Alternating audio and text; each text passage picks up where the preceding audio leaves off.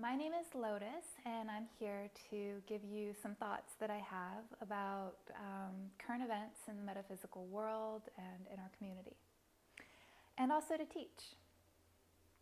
So I'm coming at you from the perspective of my background. I consider myself a part of the visionary artist community, but I also consider myself a process-based artist, as well as an intuitive empath.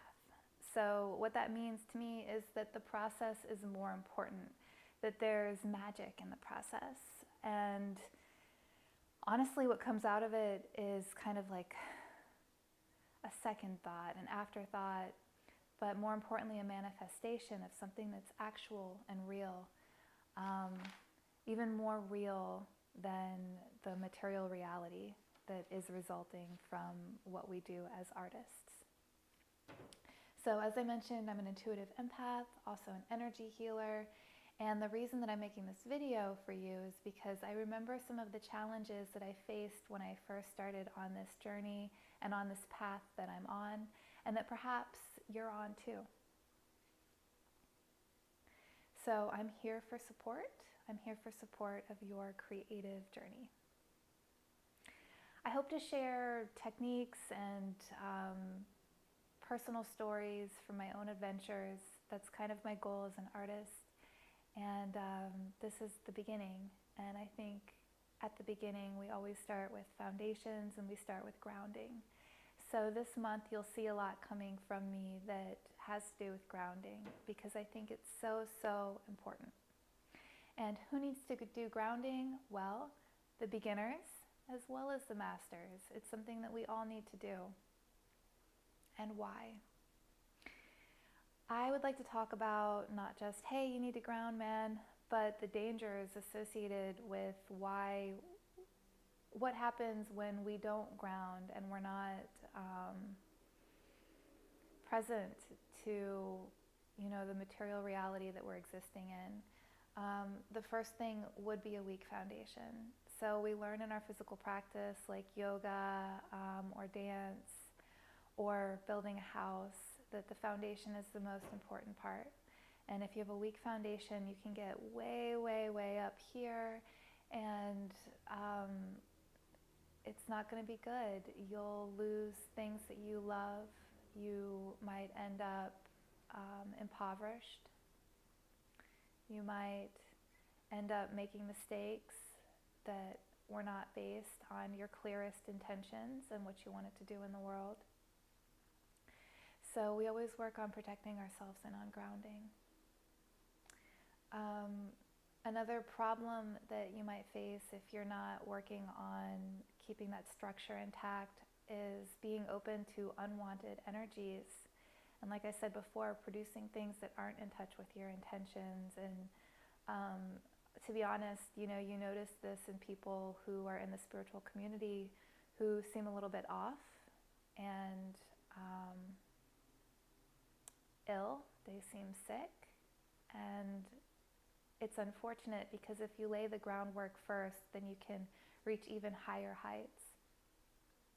This really happens when people are coming from a place of ego, when they want to do spiritual work, or when they want to become powerful because of spirituality.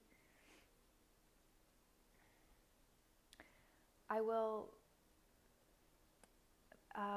kind of side note, transurfing and reality surfing, this is another subject, and I don't see anything wrong with it, but it's just a subject for another day.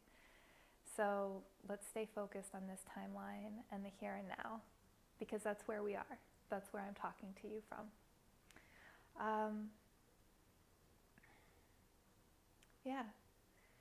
I would like to also mention that these practices, as I had spoken to earlier in the conversation, are really good for people who are starting out on the energetic journey. People who consider themselves empaths are often prone to anxiety and nervousness, and grounding can really help you. All right, so let's get back to the how and the technique. And I also wanted to share at the end of this, we will have a fun little activity to kind of play around with working the psychic arena, because I don't want to just be like, hey, ground yourself, and not give you breadcrumbs to what you can expect moving forward. So some things you can do. My very favorite are visualizations. In all of my practices, we always start out with a grounding visualization, and that might mean creating roots for yourself into the earth, or maybe a deep anchor to the earth's core. There are so many things you can do. You can practice setting up anchors around you, spiritual anchors. A really nice, relaxing one is to imagine yourself laying down and just like this unending stream of sand pouring on you, and just becoming heavier and heavier and heavier, and keeping you really anchored to the planet. Imagining connections to your family, really tuning into the emotional energy of love and the things and people that you care about here on the planet is really good for grounding. Our love carries an energetic imprint that we can integrate into our body. And you can even notice during practices with energetic play like pendulums that when you're focused on love, your energy field grows, which is a really important concept too, because it's our connections to people and to spiritual community that keeps us rooted in love and our best and most positive bright selves and intentions. Tether of light is also a really good grounding visualization for a really safe astral projection experience, possibly. So that's the anchor, an anchor of light. And then always with me, so as a process-based artist, I like to integrate my physical practice into my art. So being in touch with the feet and your connection to physical things, you know, pinching yourself, keeping yourself grounded. Yeah, so that's the good stuff.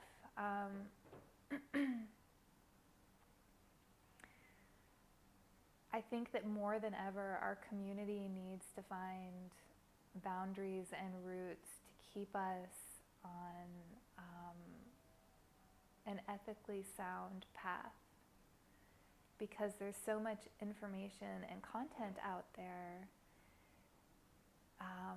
not just on the internet, but you know, in the etheric realm that's becoming available to us without the context of the spiritual practice, that some of our most powerful warriors, rainbow warriors, can get led astray.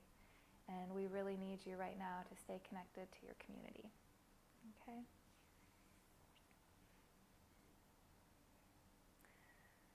Please let me know if you have any questions about grounding, or if this is something that you need help with in your practice, because I would love to provide more offerings on it.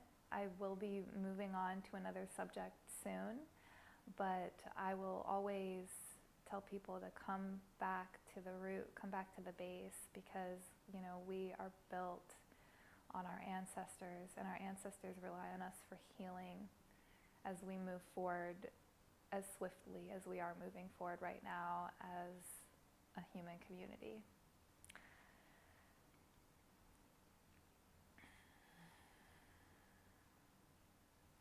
So, if you want to play a little game, we're going to perform a psychic practice. I learned this at the Edgar Cayce Institute in Virginia Beach. And if you're just started on your psychic path, this is a good way to play around with whether you have an ability that is more past focused, present focused, or future focused. This is really fun because sometimes we think, oh, we don't have psychic abilities, we're not in touch with our spirituality, but then it turns out that, okay, we can't see the future, maybe we can't read people's minds, but perhaps we have a connection to the ancient past. And vice versa, you know, these are all totally legitimate ways to be an intuitive in the world and to like fully express your intuitive abilities. So for this practice, you'll need a sheet of paper and something to write with. Once you have done that, please label your paper from 1 to 15. You need 2 rows, 1, 2, 3, 4, 5, all the way to 15, and then another row, 1, 2, 3, 4, 5, all the way to 15. I'm going to psychically communicate a shape to you. We have triangles. We have circles, squares, diamonds, and stars. It will be one of those 5 shapes. And your job is just to write down what you see in your mind's eye, or what you hear in your mind's ear, or what you sense in your body, or any other way that it comes to you. Then I'm going to go back and read you the 15 symbols in the order that they appeared. And we will see if you can find any connections, whether you were checking in or whether you were able to detect what was communicated one directly in the past or the present, or if you were able to tell the future. Okay? So I'm going to start now. All right, number 1.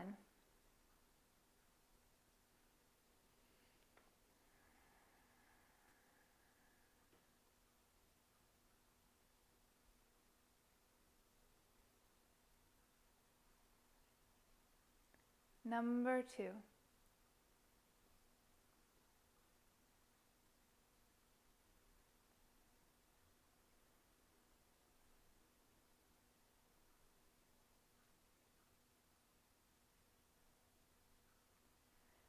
Number 3.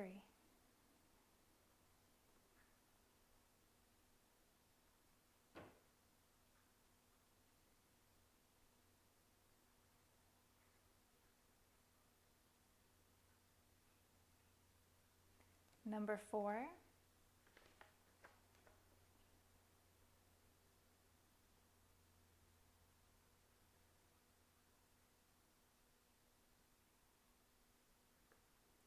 Number 5.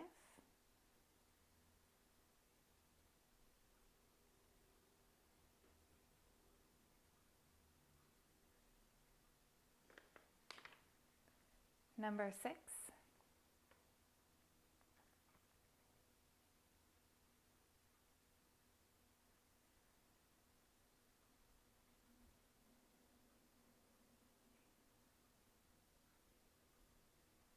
Number 7.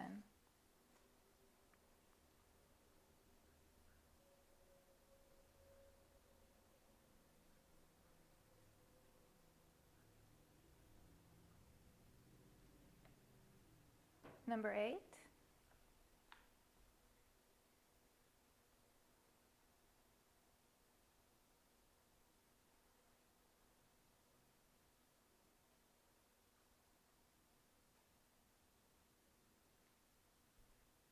Number 9.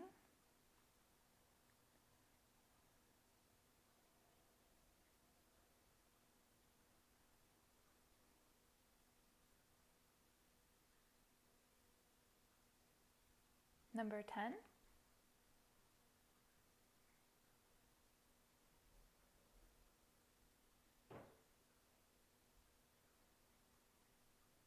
Number 11.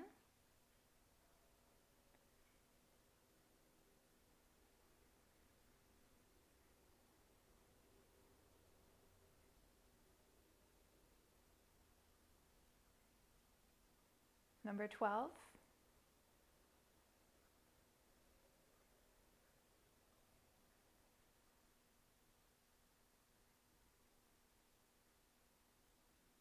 Number 13.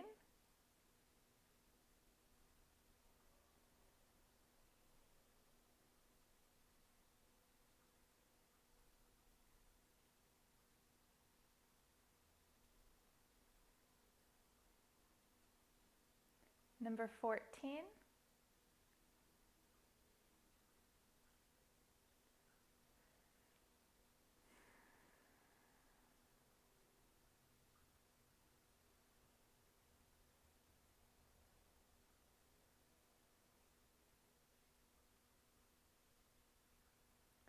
Number 15.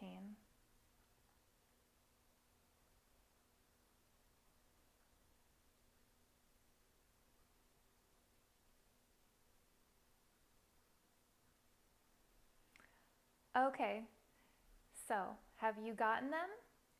1 through 15, you should all have shapes. Now I'm going to go back and read them to you. So on your second line, just write down what I'm reading to you. Number 1, circle. Number 2, star. Number 3, square.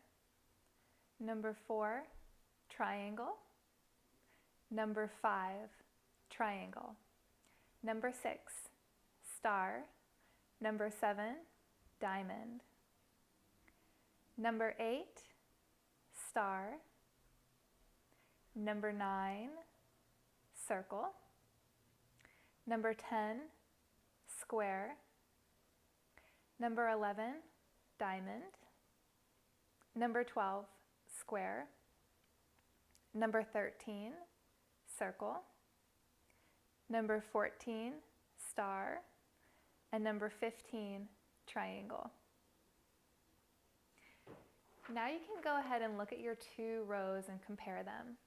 They should be right next to each other. So just draw a line if you see any patterns to your ability to tell what I was saying in the past, what I was saying mentally in the present, or what I was about to say in the future. This is a good way to get a sense to where your psychic ability lies, and if you have some past psychic awareness, you can look into that. Some future psychic awareness, you can look into that, and same with present. I hope this was a really fun activity for you. I also hope that you will take to heart what I've talked about with grounding. Thank you so much. I want to share so much with you, but I really want to help to integrate all of the systems of the human body so that all of us can be the most we can possibly be in the world. All right, once again, let me know if you have any questions. Namaste.